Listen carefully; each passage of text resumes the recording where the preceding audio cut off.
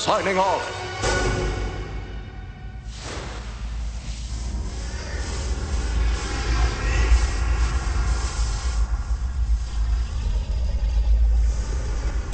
Quantum mechanics is really the play and display of information, the play and display of potentiality, waves of information, waves of potential electron.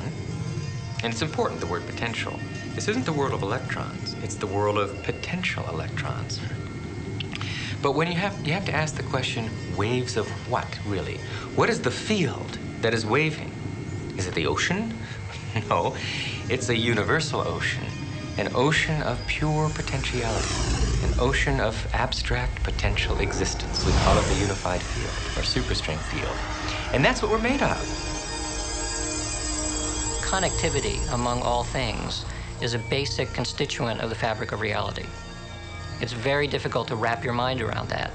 But Erwin Schrödinger said, he's one of the founders of quantum mechanics, that entanglement, which is this idea of this connectivity, is not just a property of quantum mechanics, it's the property. It's the property of quantum mechanics that makes it very, very strange.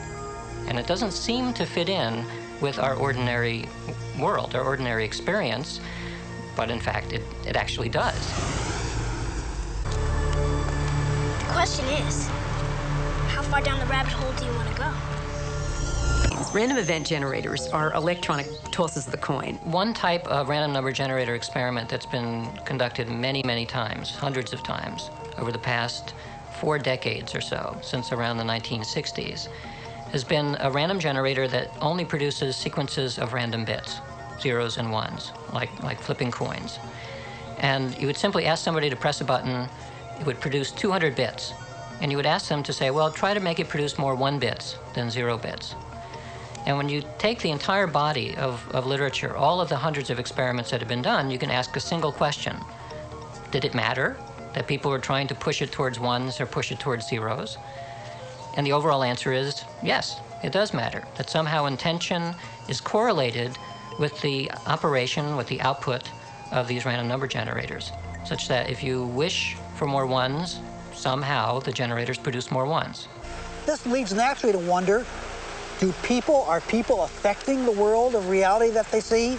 You betcha they are. Every single one of us affects the reality that we see, even if we try to hide from that and play victim. We all are doing it. Most people don't affect reality in a consistent, substantial way because they don't believe they can. Whatever way we observe the world around us is what comes back to us. And the reason why my life, for instance, is so lacking in joy and happiness and fulfillment is because my focus is lacking in those same things exactly. If we're victims, we should ask ourselves, have I a victim mentality?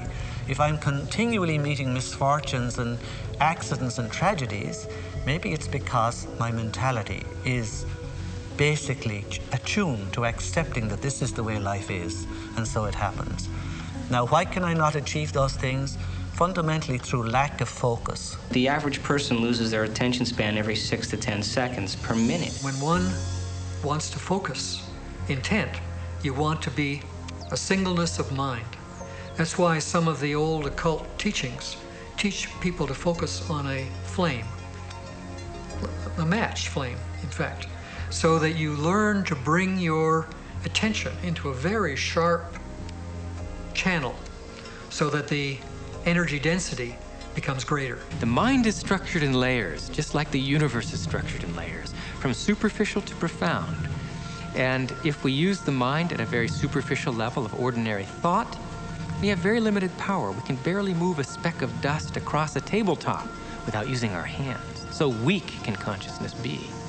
But at the deepest level of consciousness, consciousness creates universes.